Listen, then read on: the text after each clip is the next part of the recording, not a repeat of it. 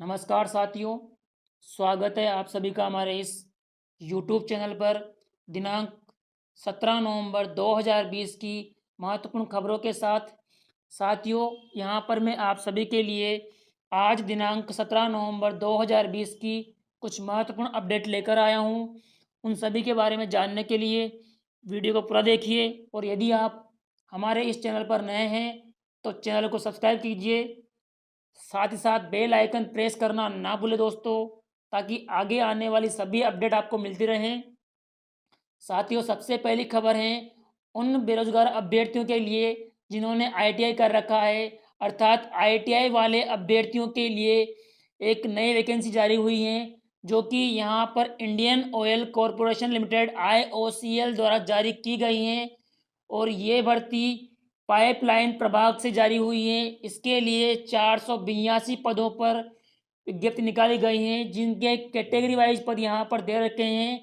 SC वाले अभ्यर्थियों के लिए 60 पद हैं, एसटी वाले अभ्यर्थियों के लिए 31 पद हैं, जबकि ओबीसी वाले अभ्यर्थियों के लिए 95 और ईडब्ल्यूएस वाले अभ्यर्थियों के लिए 39 और जनरल कैटेगरी वाले अभ्यर्थियों के लिए 257 पदों पर वैकेंसी निकाली गई हैं। ये वैकेंसी 7 विभागों में निकाली गई हैं। मैकेनिक हैं, इलेक्ट्रिकल हैं, टेलीकम्युनिकेशन, उसके अलावा लेखाकार। इस प्रकार से 7 प्रकार के विभागों में ये भर्ती निकाली गई हैं। इसके लिए आप जो भी अभ्यर्थी आईटीआई वाले हैं और जो इस भर्ती के पात्र हैं, वो अभ्यर्थी इसके लिए अप्लाई कर सकते हैं।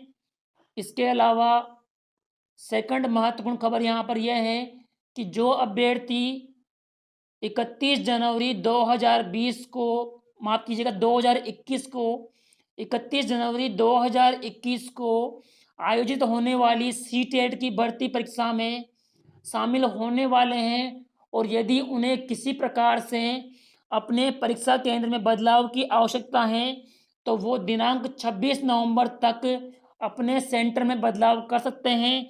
जो कि आपने फिल किया था, उसे ऑनलाइन माध्यम से अपने परीक्षा केंद्र में बदलाव कर सकते हैं। इसके लिए उन्होंने ऑनलाइन लिंक दे रखा है। इसके बाद अगली महत्वपूर्ण खबर है पटवार वाले अभ्यर्थियों के लिए।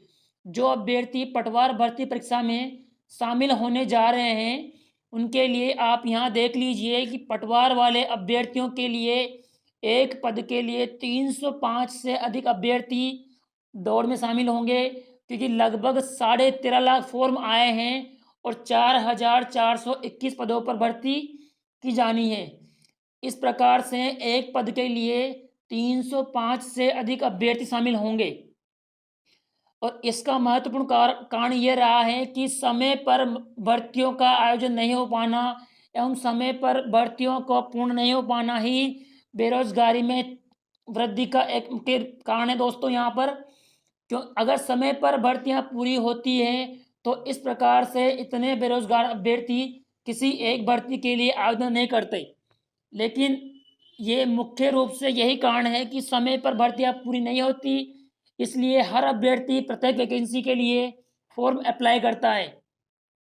इसमें यहाँ पर दे रखा है कि कैटेगरी वाइज कितने फॉर्म आए हैं। तो जनरल वाले अभ्यर्थियों के लिए 1,32,000 फॉर्म आए हैं, और इसके बाद में ईडब्ल्यूएस के 1,34,000 हैं। उसके अलावा एमबीसी के 56,000, ओबीसी के 6 लाख से ऊपर हैं, एससी के 2 लाख से अधिक, और उसके बाद में हैं शहरी ट्राइब वर्ग से 320 फॉर्म आए हैं। इस प्रकार से एसटी के 1,98,000 फॉर्म आए हैं। इस प्रकार से कुल 13,49,000 फॉर्म आए हैं पटवार भर्ती के लिए। इसमें सबसे ज़्यादा जो दौड़ रहेगी वो रहेगी ओबीसी वाले अभ्यर्थियों के लिए, क्योंकि सबसे अधिक फॉर्म उन्हीं के लिए हैं। उसके बाद में अगली महत्वपूर्ण खबर एलडीसी वाले अभ्यर्थियों के लिए हैं, जिनके दिवाली के त्योहार पर भी जो कर्मचारी चयन बोर्ड, माफ कीजिएगा, मंत्रालय कर्मचारी का जो अध्यक्ष हैं मनीष जी विधानी, उन्होंने दिवाली के त्योहार पर भी घर से दूर रहकर एलडीसी वाले अभ्यर्थियों के लिए 3600 ग्रेड पे की मांग की और बोनस व्यवस्था लागू करने की मांग की।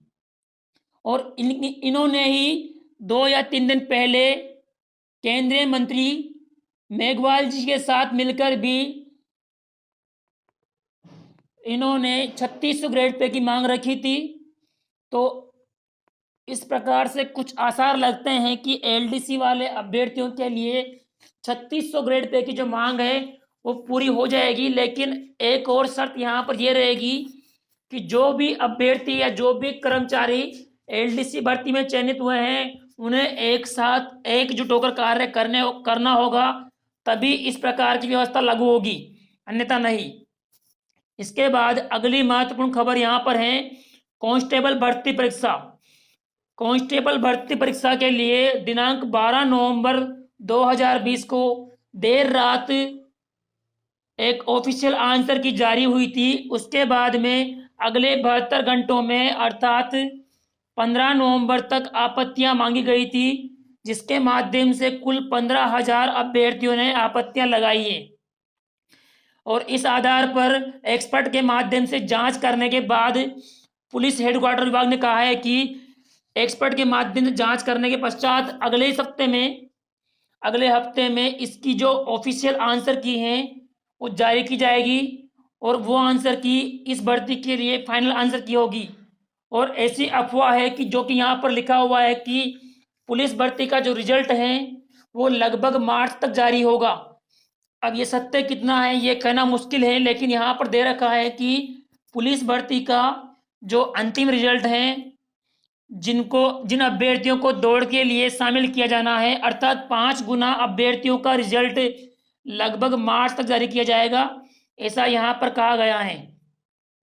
अगली महत्वपूर्ण खबर है उत्तर प्रदेश पुलिस में 18,912 पदों पर हो रही है भर्ती। अर्थात यूपी सरकार ने पुलिस भर्ती में 18,912 पदों के लिए भर्ती निकाली गई है, जिसकी प्रक्रिया अभी चल रही है। उसके अलावा अगली महत्वपूर्ण खबर है यहाँ पर आरपीएससी में इंटरव्यू कल से। समूह निदेशक, सर्वेयर और सहायक शिक्षुता सलाहकार भर्ती के जो इंटरव्यू हैं वो कल से शुरू किए जाने हैं। इसके लिए उपाचार्य अधीक्षक के 86 पदों के लिए इंटरव्यू 23 नवंबर से स्टार्ट होंगे। आरएस के इंटरव्यू 7 दिसंबर से स्टार्ट होंगे। एवं इसके अलावा समूह निदेशक, सहायक शिक्षुता सलाहकार के लिए 36 पदों के जो इंटरव्यू हैं वो कल से स्टार्ट होंगे।